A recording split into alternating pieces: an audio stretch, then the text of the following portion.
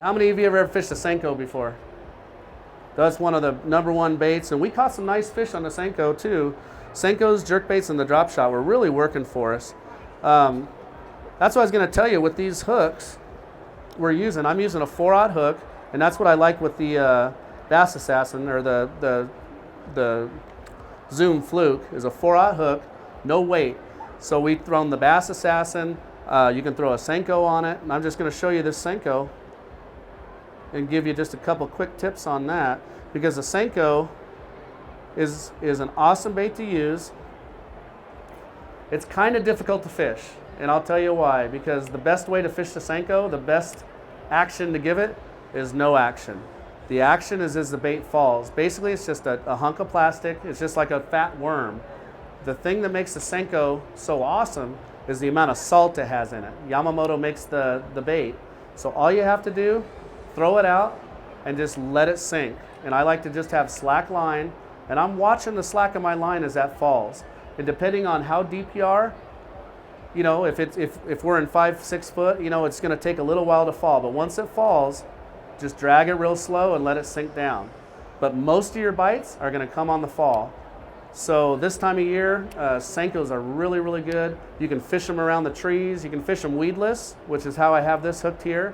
Or you can put the hook in the middle. We're putting O-rings in the middle, and I know Ty talked about it quite a bit, and fishing it wacky style. So there's several different ways you can fish it.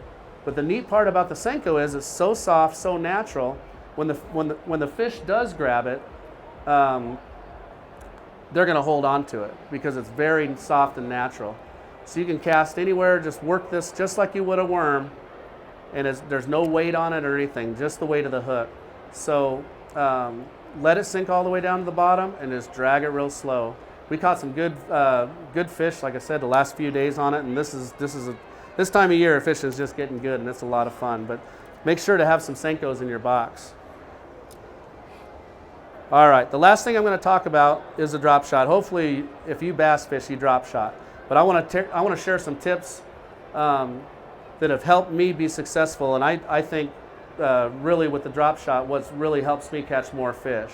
The drop shots, you know, a basic technique. Everybody drop shotted. A lot of people thrown a drop shot before. Good. There's a couple things that I do differently that I think help me catch more fish, and I wanted to share that with you guys today. The first thing, light line, 6-pound line, fluorocarbon. We talk about invisible, less stretch. I use 6-pound fluorocarbon line. I really started using the braid. This is 8-pound Daiwa J braid, and Alberto knot, and joined that braid to the fluorocarbon.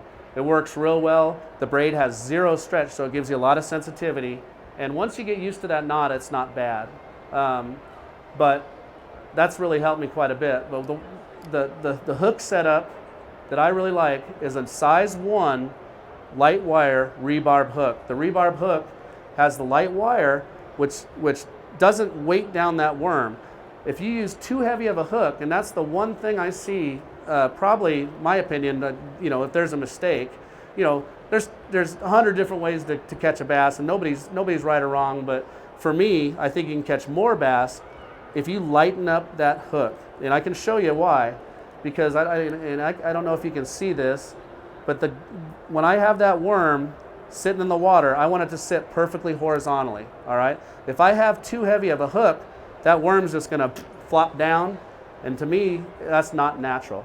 And one of the reasons I like the worm to sit out horizontally like that is because I like to dead stick, and that's the tip I was going to give you with drop shot. And if you guys drop shot, I spend a lot of time holding my rod tip up, not moving the weight, just holding the line tight. Okay, so what I'll do is I'll cast out, let it hit the bottom.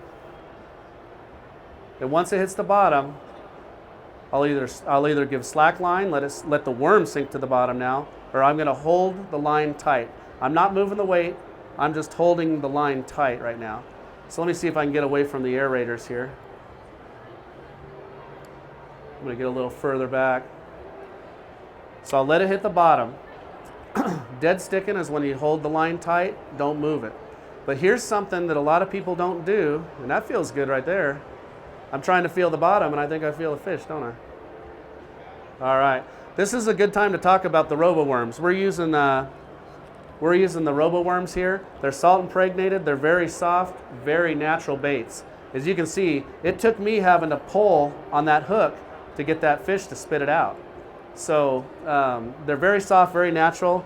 They'll hold on to them. So you don't have to, set the hook right away. You can make sure they have it, and once they have it, set the hook. But the one thing I really like to do is dead stick. The other thing I really like to do that I don't see a lot of people doing is slack line.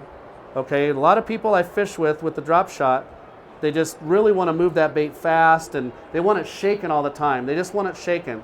If you're going to shake the bait, which you can, just make sure you're only shaking the slack in your line. So once that bait hits, if you want that worm to dance around a little bit, just don't concentrate on not moving the weight and just barely shaking the slack in your line. That'll give that worm a lot of action. But one thing that I think I do a lot of, and there's a bite. You see? One thing, that's a bluegill in it. It feels like a bluegill.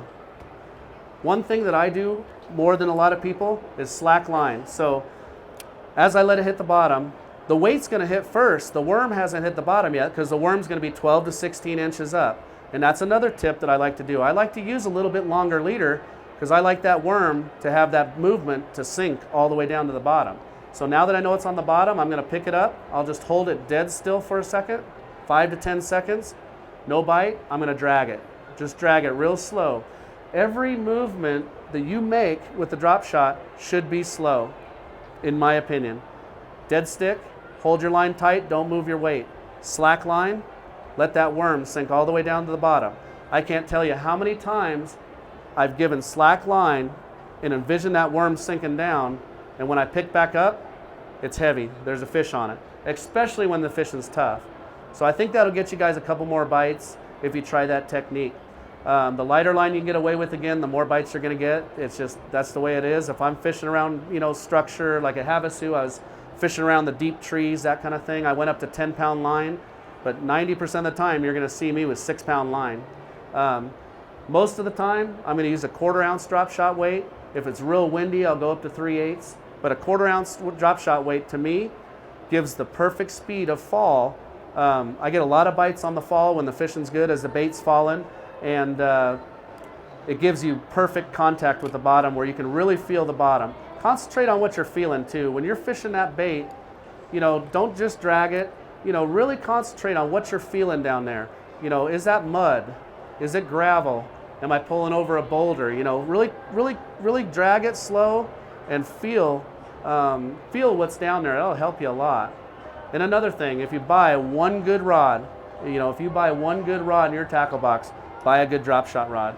Bass Pro Shops makes the Carbon Light. It's around $100. Awesome rod. This is a St. Croix medium light 7-foot rod. It's very, very sensitive. I've caught drop shot fish in 70 foot of water at Lake Mead, and I can feel them bite, no problem. And that's because of the sensitivity of the rod and the light stretch on the line.